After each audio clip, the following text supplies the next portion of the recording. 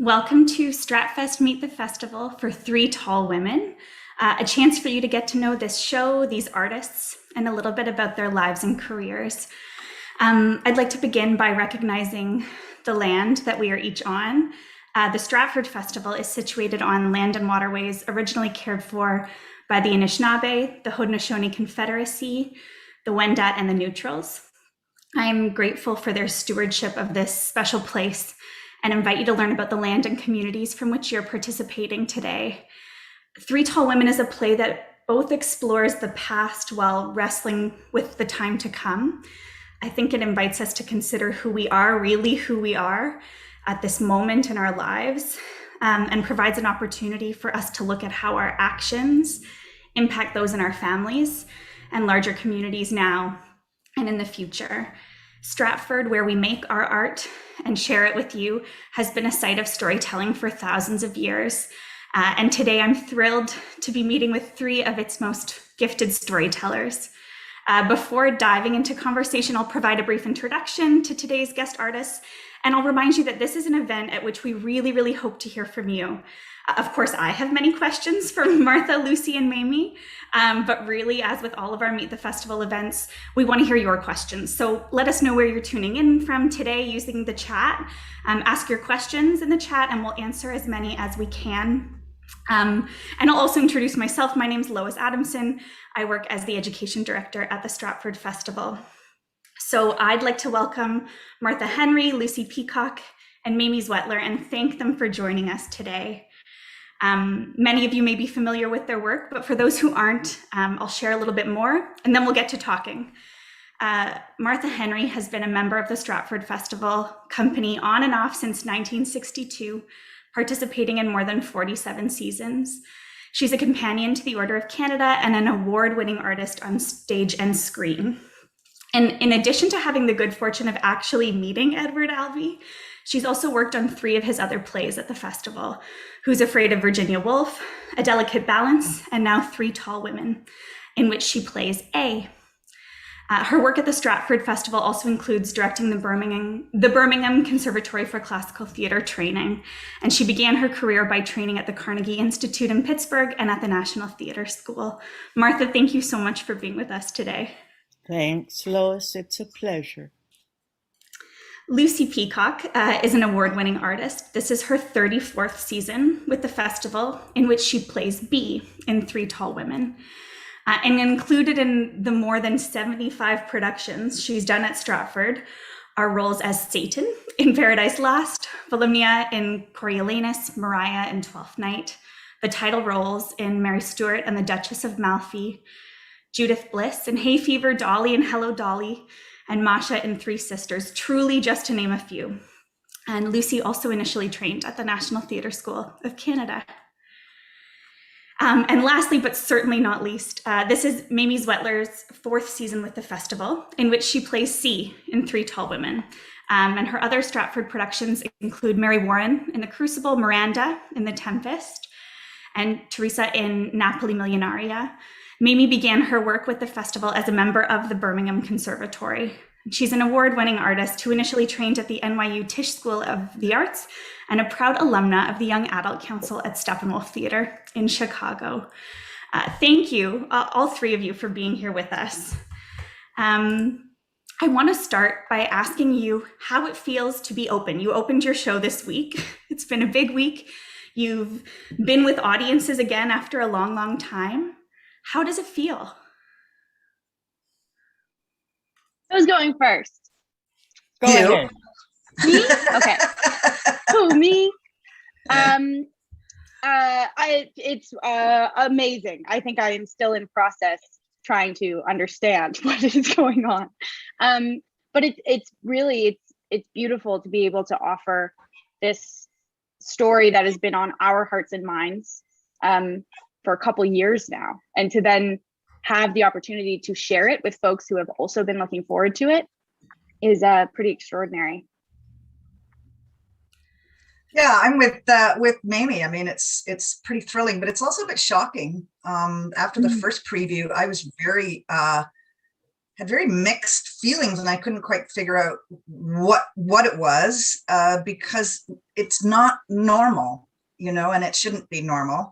And as much as we're feeling slightly not, I wouldn't say anxious so much as what is this when we're on a stage with no mask and the audience is there and we don't know most of them, and of course they are required to wear masks, but it's not something, because we've been so cautious through this whole thing, at the festival as well as in our lives, obviously, but it was a shock to be in a room with a group of people, because that's not what we've been choosing to do for months and months and months, So, but I think we'll get acclimatized to it. I guess the other thing, though, is for us to remember is that each audience, there will probably be a large percentage of these people who have not been in a room with a bunch of other people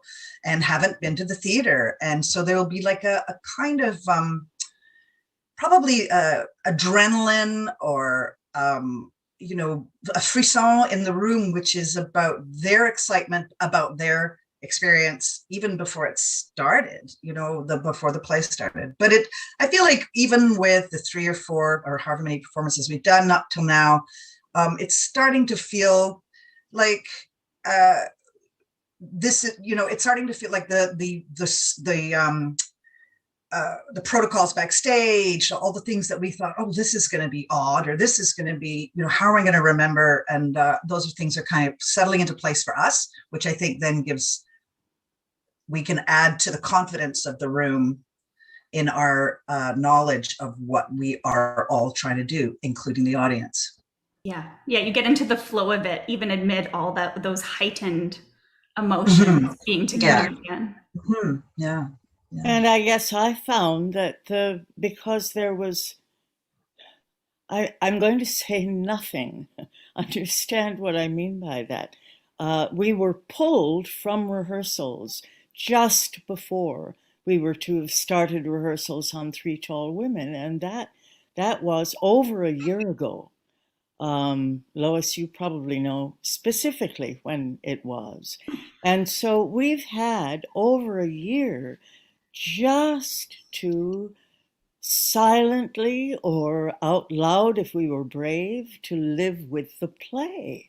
And that's all we've done. We gathered one day, I think, with Anne Stewart and did some lines, Anne Stewart being our stage manager. But other than that, it's been silent preparation and individual preparation. And now, all of a sudden, there we are.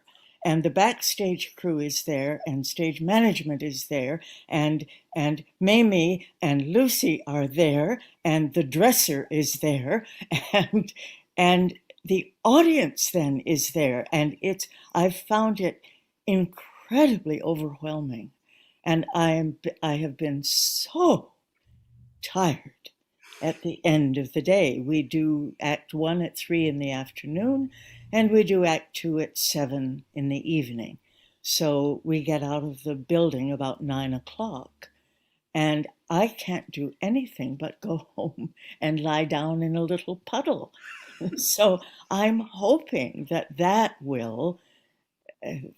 my stamina will increase, It was like this play in a cocoon for so long, and to open it up is draining. Yes, and exactly. Wonderful all at once. Yeah. And it's true at this point in the season, at the festival, particularly, I suppose, or individually, at this point in the season, we are at the peak of our stamina and our muscle and our go-to power and all of those things that as Martha says, I mean, it's just so the process is so different, the lead up is so different, everything, and it's true. I think that we, over the next month or so, I imagine we will hopefully find a routine, but also the stamina for sure, that is a long day. It's a long day for all of us. And yeah, so and what's funny too is that because it's not like at the festival, usually most often we do it, things in rep. If you have a matinee and an evening show, you're doing two different stories. So you do your first story, you shut it down, and then you reboot for the next one. So you're kind of getting 2 days for the price of one, energy wise and mind wise and all of that stuff. But with this, there's this kind of elongated staying in the play, and it goes for hours, and even just sustaining that is new. It's a new thing to negotiate and navigate and put your actor body into working those things out. Mm-hmm. And each act is almost a play unto itself. So that you couldn't get a more appropriate script to be divided in this way. But it does mean that when we finish Act One, it's as if we've finished a whole play. And then we come to Act Two, and it's, oh, that's this play. Oh, right. So it's a bit as if we've done two astonishingly, what can I call it? Demanding, let's say, Yeah. pieces in one day. And you gear up and then gear down and then gear up and then gear That's down. right. Louise was wondering, like, how do you maintain, knowing that the first and second act are quite different, how do you maintain the dynamics of your performance with that break in between? Is there anything in particular you do during those 3 hours to help with that? I have an Alexander class. Marcia, can you Yes. tell us a bit more about that for folks who are not familiar? The Alexander work is physical work, and you have a guide, teacher, or a guide. And we have a brilliant one named Kelly McKevenue, and you lie on a table, and she does a combination of her magic. I couldn't begin to understand precisely what it is she does, but after I've had one of those, it's not like having a massage. It's not like having it's sort of like having a workout, I guess.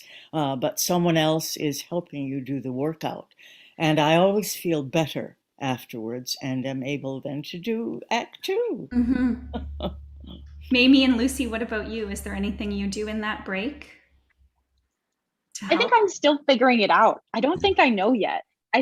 But I mean, there's been a couple things that have been practices. And then the other day I started laughing, trying to imagine what it would be like if we had like a traditional 15 or 20-minute interval. And then I was like, that feels crazy too. Like, I'm not sure. I don't know yet. But Lucy, what were you going to say? I basically just hang with it. I actually just stay in the building. I stay in the building, I bring food and maybe rest my head for 20 minutes or something. But really, I hit a kind of limbo into the next thing, like just not really shut right down, but more like kind of just take a breather, like a just long breath in between. And don't let go of it, because it would just take too much energy to let her go and bring her back up again. So just kind of make it just a long day, like just that is one thing. I mean, I guess to be honest, the fact that we start at 7 and our second act, I think, is an hour and a little bit or something. And, and so I'm home by 8:30 or 9 o'clock, which is different too, and, but yeah, it's just finding the balance of things. And also, as Mamie says, just kind of still trying to figure it out, how it goes. And also coming up to opening is different than after opening, because coming up to opening, there's rehearsals and fittings and the work is a constant, every day. And this work will be now different. We'll still be working, but less structured, so it's just how you do the play through a course of a season, or this season anyway. Yeah. We've been talking about the play we've been talking around the play a little bit. And there's a question from Michelle. For Michelle and others who maybe haven't read the play before or seen a previous production, what would you want audiences to know about the play itself? It's about Edward Albee's mother. He and his mother were estranged for many, many years, and that becomes clear in the play. You see the structure of their relationship by watching the play, and he writes in the introduction that he didn't absolve his feelings for his mother by writing it, but that he felt that they came to a kind of an understanding, I think. Oh, she was dead when he wrote the play. And he also said, which I thought was quite funny, that people who met his mother late in life loathed her, but that when they come to see her in the play, they just adore her. And he said, what have I done wrong? Doesn't he say, I've created a monster? Isn't that how that note ends? That introduction note ends? Maybe, I can't remember that. I think it is. A monster is what he says. Yeah. Mm-hmm. And the play features 3 tall women, A, B, and C, and then the boy. Yeah. Edward Albee's work is kind of always tragicomic, like just, and it's sharp and makes you laugh and burst into tears all at once, I find. What is it like to work on work like that? I was speaking with a friend yesterday who we were talking about Albee, and what he said was really, I thought, interesting, because I said, when I picked up, had never done Albee. I've seen Albee, but not Edward Albee, but not performed in it.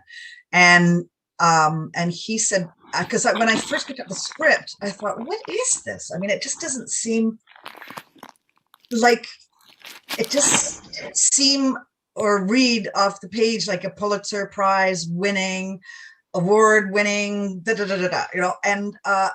he said, what's interesting about Albee is that he only wrote for the theater, and so the words are absolutely only to be realized by the energy and the filling by an actor or actress, I suppose. And I just thought that was kind of interesting, because I still am not sure what the impact or what the story is. I just feel like that inside of it, there's a path, and and yet now that we've performed it a few times, and my husband or a friend has come to see it, I go, so what? And they're just so fascinated by the story, let alone anything else that might be going on. That the story is so interesting, and really, for me, off the page, I really wasn't sure that it was, but I guess it is.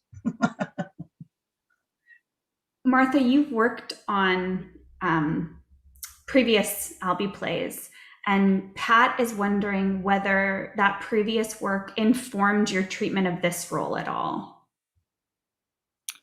Well, that's an interesting question. I don't ever know about things like that, because you come to something, fresh in a way, and you don't generally pull past associations with you. But I suppose so, yeah. I mean, it seems to me that Who's Afraid of Virginia Woolf is completely unlike any of his other work. But then it kind of seems to me that A Delicate Balance is completely unlike his other work, too.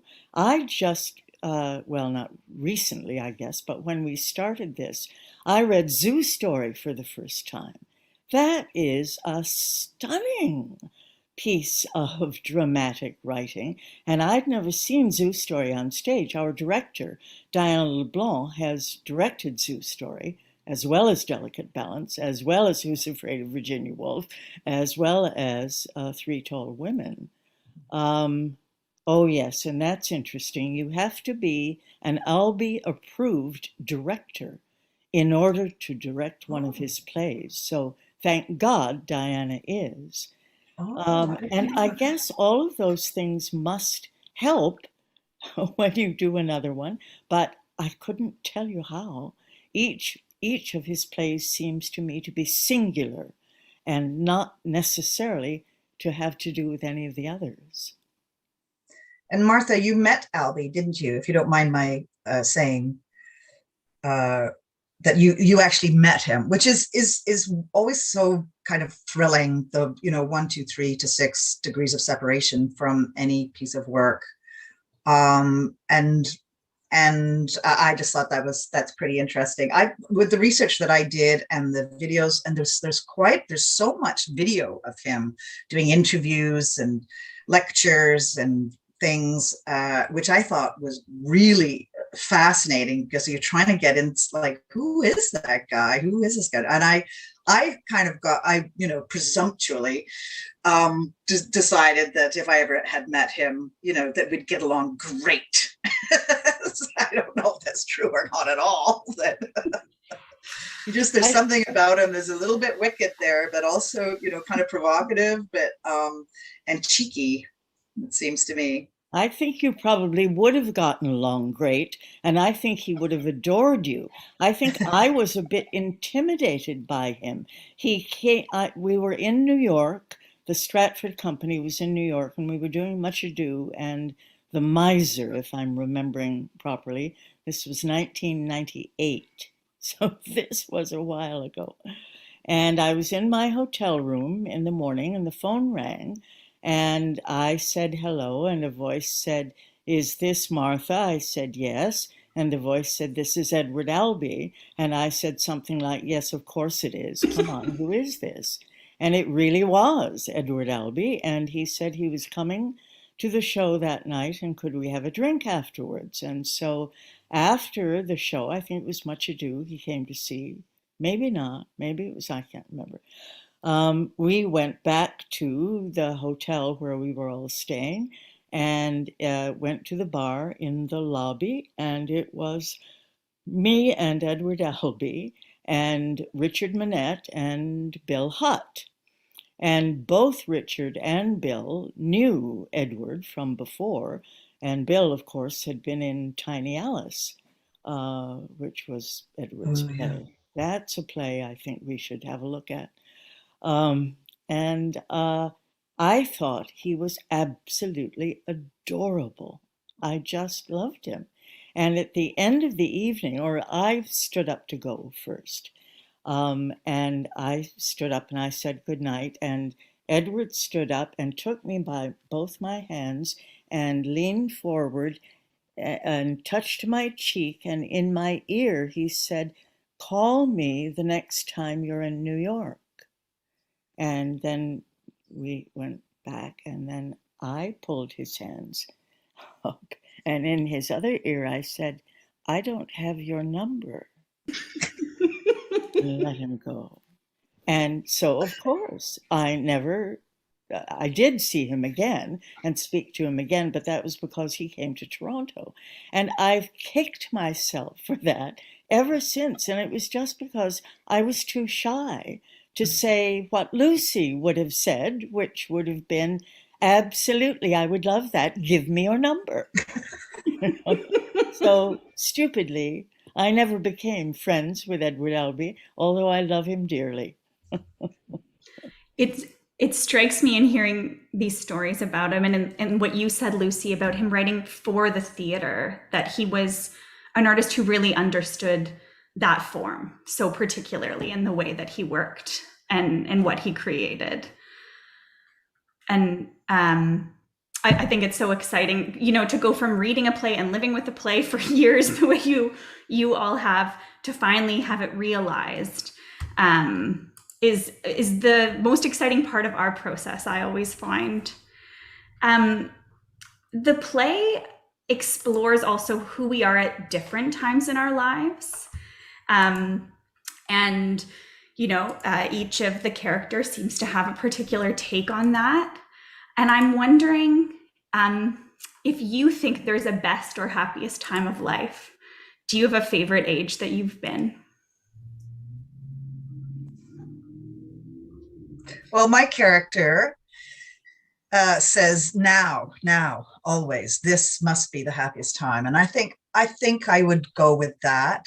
But I would also go with that all, it can't be so, but it ideally through your life, like that you really experience the moments, I mean, and, kind of be here now, but I would say, yes, of course, now for me right now. I mean, I'm doing this play. I'm on Zoom with all of you. I'm going to go and do this play today, and I'm safe, and my family's around me, and all of those things. If I was going to look back, I would say that, maybe when I was 30, I was performing As You Like It at on the festival stage, playing Rosalind. It was a role that I had dreamed of playing since I was very, very, very young. And it was on the festival stage. And by the end of that, I was pregnant with my first child. And it just felt like all these things had come together: my life, my craft, the future. And I'll always think of that as a very kind of ping moment that I will treasure, forever. So, but now, always is what Bea says. And I agree with her. And I have to say that Albee agrees with that too. He has each of us, A, B, and C, we're called, and each of us talks about what we believe is the happiest moment. But Albee himself says that Lucy's B is the one who gets it right. Right. I have I was just thinking about that. I have this in that bit, what C offers, looking when I get to the point that I can begin to think about looking back without feeling silly, is the idea that she might start taking stock at her age of 26. But that is so sort of it feels silly. It feels absurd. I think that's just such a remarkable, I am always kind of struck by that how can I possibly start making sense of what's going on? And something else that happened, it arrived in rehearsal and we kind of had a laugh about, C makes me think a lot about The Tempest and Miranda, and this, Miranda's in this moment of being shown this brave new world. And she's thrilled. It's so exciting. She goes off in the boat, she gets married, great. And this is such a different world C's being shown, but it's kind of the same question. It's wait, what's going on? What's she's just being revealed a very different world picture. And I think that is pretty remarkable. It makes me laugh because in both cases, I stand there being what do you mean? What's going on? So that sort of sense of wonder has been around a bit for me. Mm-hmm. Mm-hmm. Oh, I love that comparison. Yeah. Well, yeah. And Martha's here. So it just makes so much sense that I was already kind of chewing on it. And then all of a sudden we had a moment rehearsal where I was like, oh my God, I can't believe this. It's amazing. It's awesome. There's a question from Jonathan, a question about when you prepare for roles like this or work that is well known, do you look to other productions for inspiration? Like, for instance, the 2018 production with Laurie Metcalf and Glenda Jackson. Are you inspired by that work, or do you try to keep that separate and focus on the now of what you're doing? Well, you can't base your work on somebody else's work, That's just, even if you wanted to, it's impossible because you are not them. So what you try to do, or I think what most of us try to do, is come to the script fresh as if no one had ever played it before, Of course we know that.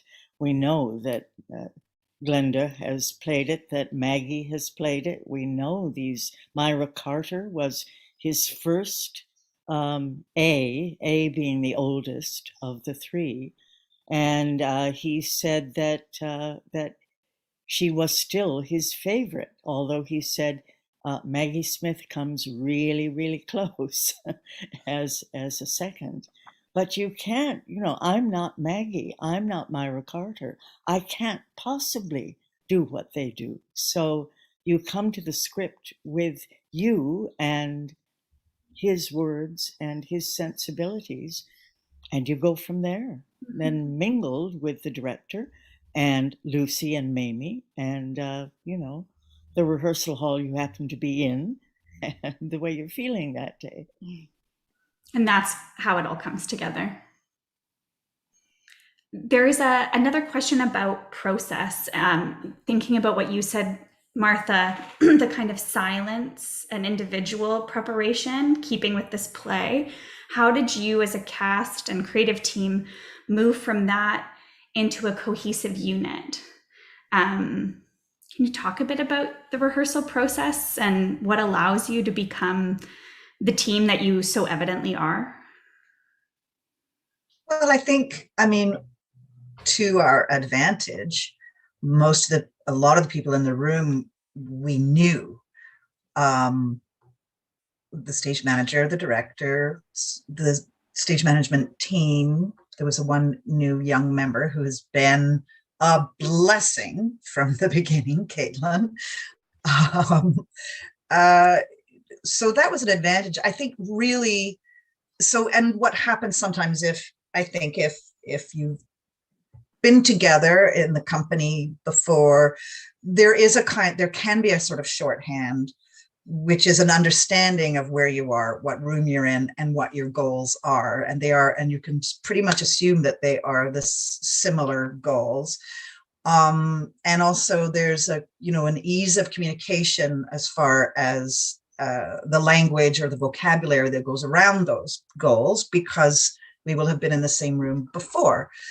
I would say that what was extraordinary this time was all the COVID protocol that we had to incorporate into the work. We were rehearsed in masks. We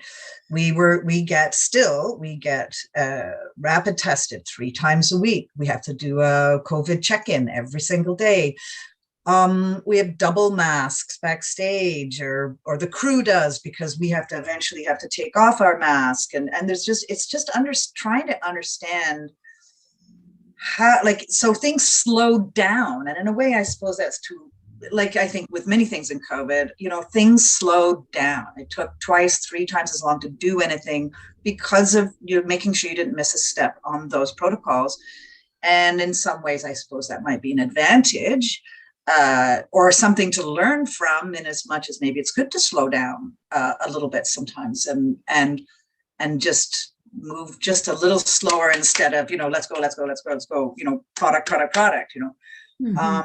But I did find that, it can't be normal. I hope it's not always going to be that way, but I suppose the experience has been good for us, because the next time you go into a COVID protocol room, you know exactly what's required, what's allowed, what's not allowed, and what you should or shouldn't do, But it was tricky because the mask, hiding the face. And so expression and connection. But what it did was enhance the connection with one's eyes and the energy of each other. I think that maybe was an advantage in some ways, to take one thing away to enhance the other senses, possibly. Mm-hmm. I suppose what's also different, and you mentioned this earlier, is that it's we're not working in rep this season, so you're in a little kind of pod with your team, and that can offer you something different in terms of connection and the depth of those relationships and working together just in that way on that one thing. Mm-hmm. As much as I think rep is amazing and can't wait for us to do it again, there's something special here too. Maybe were you going to say something to that? Yeah, well, I was just thinking about how we also, for the first time this season, every Stratford show implemented an orientation beforehand. Many of those, if not almost all of them, happened on Zoom because of COVID limitations. But I think in the future, the intention is that it's an opportunity for the company, for the actors, and also the creative team, and also as many of the folks backstage as possible that can join to meet each other, because many people have worked together before, but some haven't. And it's a way to, one of the practices we worked on was building a room agreement so that we were able to have that conversation before we were even in the room together. Which to some extent actually had advantages, I thought, that we were doing this and then we were able to gather and talk about it. And another element that I thought was really important was that the anti-racism work that we did as a group, and how that translates in our play for our room specifically, and how that affected our process. Like, I just think it's so necessary. It helped me open my imagination in a pretty big way, especially after sitting with the play for so long. The chance to gather like that, I think, is really special, and I look forward to seeing how that continues to impact the work that happens here. Mm-hmm. And taking the time, the pace of it, slowing it down. So important. Yeah, absolutely. That it didn't feel like it's not happening on rehearsal time. Like, it's happening because we've made time for it, which I just think is so crucial to its like integration into the work itself. Mamie, what you said made me think of what's particular to this play. And, you know, it occupies this space in which we see fairly wealthy women in a private space, white women, and we see their humanity and their bigotry really coming through. E.B. Smith worked as a cultural consultant on this production, and he's written about the impact of some of the language in the play, the racial slurs. And I'm curious about how you took these issues up in rehearsal and how that process impacted what we now see on stage. Well, I can speak from C's perspective that I think it's really interesting what's written, and I also think it's really interesting what's not there. That looking from where C, particularly in part one, she is entering this household. She's on a house call. It's a professional job.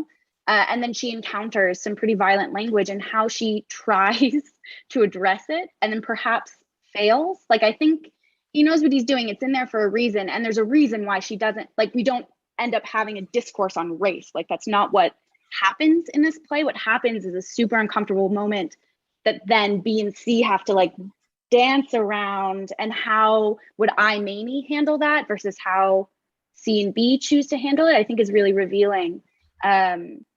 Yeah, and that's sort of where my brain has been at, how to make sense of it and how to make sense of the silences, and then how she chooses to let it go and what does that mean. Like, I just think it's a pretty interesting moment of failed allyship. Yeah. There's a question from Lauren, just asking, what is a room agreement?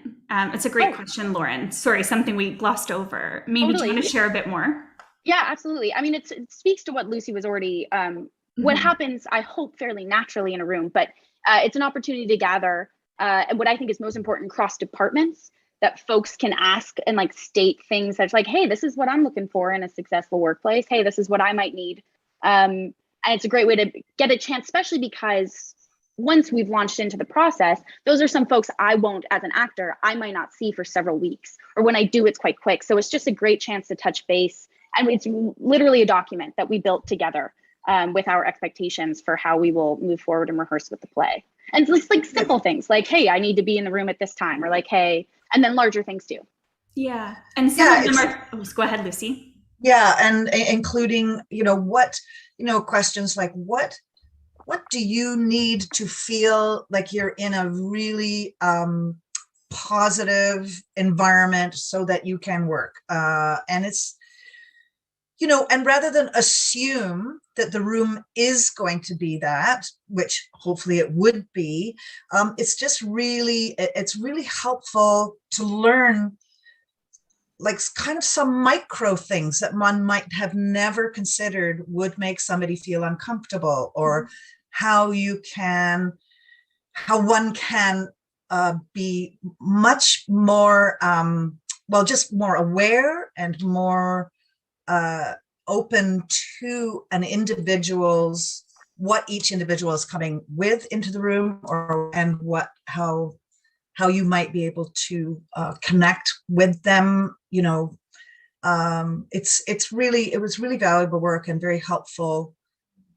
And again, I mean, with this particular production, I thought it was, it was really, it was just really helpful, is really all I could say, because there are things that one has learned over the last 18 months or so that one didn't realize were stumbling blocks for for a healthy group environment that and there were things that I learned that I value and treasure, and hopefully will move it forward. Yeah. Yeah.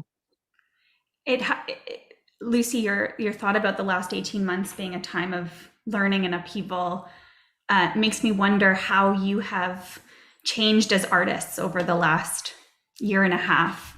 And if there's one thing that you want to keep bringing forward that you didn't before, what would that be?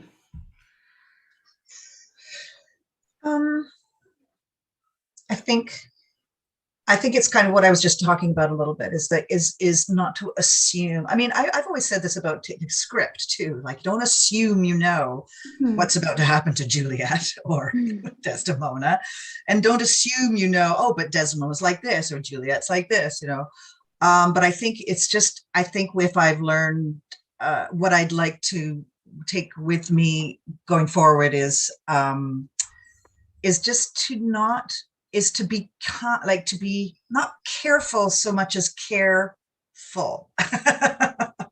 So not about being cautious, but about being, really aware, and not assume that any one person is doing 100% in their lives, in their day, in the moment, in the work, and so I think it's just about not assuming things about things. Yeah, making no assumptions, asking questions. I like the thought of careful a lot. Martha or Mamie, what about you? Well, I think Lucy's answered that beautifully. I think it made all of us look at what we assumed we already did. I mean, many of us have been directors as well as actors. And of course, we like to feel that we have created a room in which people can do their best work. But you never know. And I think that was one thing that EB allowed us to see, that you don't know that kid over there in the corner, that we haven't said something that has absolutely devastated him for reasons that we don't know unless we take the pains to find out. Louise has a question to shift gears a little bit. This is the only presentation performed inside this season at the festival. And her question is about whether you talked at all about doing it outside under one of the canopies, and also about... God, yes. I know the answer to this one. And also about how now that you are indoors, how does that setting influence the play? Like, can you talk a bit about the storied process you have had?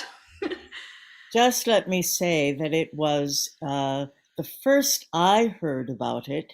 It was going to be done, well, in the Tom Patterson Theatre, the new Tom Patterson Theatre. That quickly changed. And then it was going to be done under a canopy on the balcony of the Festival Theatre. Then, because of COVID, apparently people who build canopies also don't work during the COVID protocols. And so it was moved to a different kind of canopy down in the parking lot between the Festival Theatre and the normal school. And then it went somewhere else. I don't even know where it went after that. And eventually we were told, no, we were going to be in the studio, for which I was extremely grateful. How does being inside, do you think it plays a role in the storytelling with this show? I think that I mean, when I heard that we were being moved into the studio, I was beyond relieved and thrilled. I mean, because I really did feel that the intimacy of the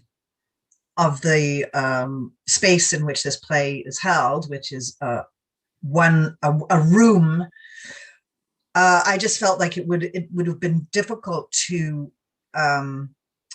I think we would have been at a disadvantage in a canopy. I'm sure we would have made it work, and it would have been, well, this is all we can do this time around. But I just feel that the focus and the concentration is it just was better for the play. I mean, I really was so grateful because I just thought, yeah, now the play can just really be itself and not a version of itself.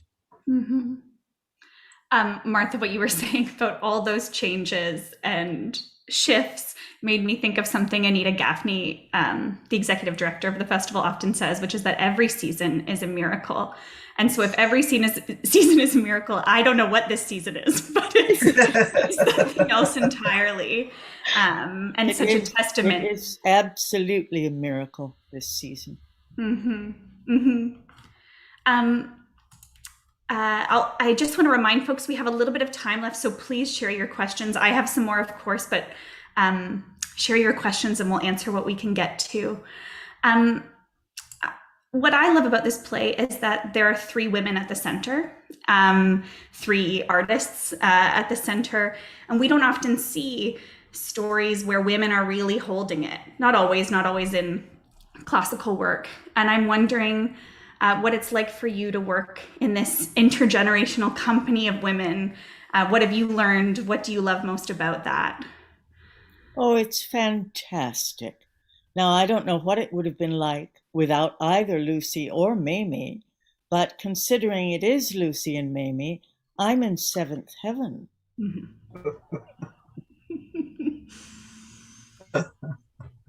It's amazing. Like, I don't even know what to say. Like, it's amazing. Yeah. I've made this joke a few times, but there will be moments where I'll be sitting on stage watching Martha or Lucy, and I'll just be kind of like in awe. And then all of a sudden I'm like, oh, I'm in the play. Like, I gotta do my next part. I gotta say something. Just because it's extraordinary. Oops. It's extraordinary. Yeah. To get to be both audience member and artist, Mamie. I like the switching. Yeah. Lucy, go ahead, please. Yeah, I mean, it's precious time spent and privileged time spent, and it's really, we're very fortunate.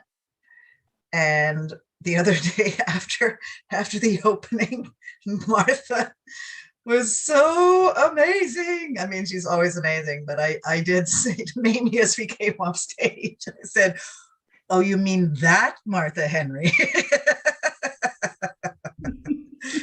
I mean, Martha's always so marvelous, but I don't know this, but also openings are tricky days, and there's a lot of adrenaline and pressure. And it was also, there was so much, it was a 2-year day in the making, mm-hmm. and in the waiting and in the wings, and so it was truly, even just thinking about it, I go, oh my goodness, it was such a relief, but also such a privilege, like just so grateful, really, to be with each. We're so lucky. Yeah. Mm-hmm. Yeah. Mm-hmm. I think that's palpable for the audiences who come. I think they feel that you feel that, which makes a difference to their experience as well. Absolutely. That's nice. Oh yeah. A question from Janet that you might not know the answer to, but are there any plans to mount this play again next year? A nice question about let's keep doing this play forever. I don't think we'd mind, but obviously we're not in charge of that. That's a question you have to put to Anthony. Yeah, we don't choose the plays.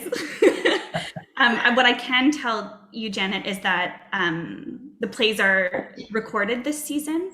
So for folks who can't make it to Stratford, there'll be a chance for them to see the work from this season virtually, which I'm really grateful for.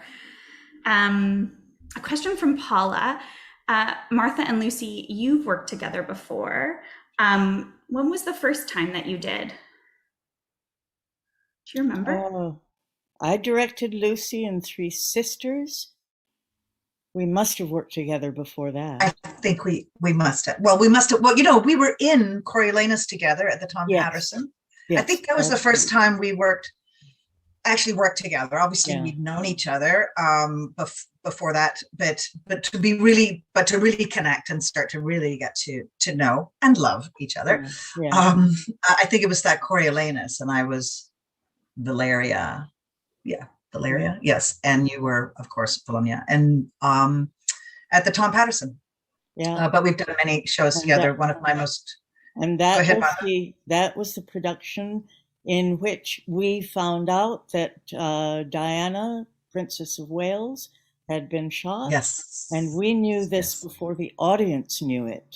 And it was alarming because there we were on stage. We knew something the audience didn't know because this was before all the, everybody had cell phones. And we were traveling, working, playing with this knowledge in our hearts Yes, without that was knowing it. It was so bizarre. It was surreal, wasn't it? It was just so strange. It was this kind of suspension of time that happened for us and for the audience, but they didn't know that there had been this suspension of time put into place. It was truly an extraordinary feeling, wasn't it, Martha? It was really incredible. Yeah, Martha and I also Martha directed me in one of my most favorite productions I've ever been in, which was The Three Sisters at the Tom Patterson Theater. A treasure, like a true, that goes in my heart every day, that one. Thank you, Martha. Good. I'm glad. Mine too. And Mamie, of course, we were together. Then Mamie and I did The Tempest together. Yeah. Mm-hmm. With Lucy. And I was in it too. Yeah. And Lucy, Very. Of course. I'm so sorry. Yeah, all three of us. Uh-huh. It's okay. And that is recorded, so folks can watch that if they haven't had a chance to see it yet. It's one in the last year and a bit that schools have really been engaging with that production, and I've been so grateful for that. Now the man who cuts our lawn is here, so I'm going to have to mute myself because his mower is very noisy. Thank you, Martha. We appreciate that.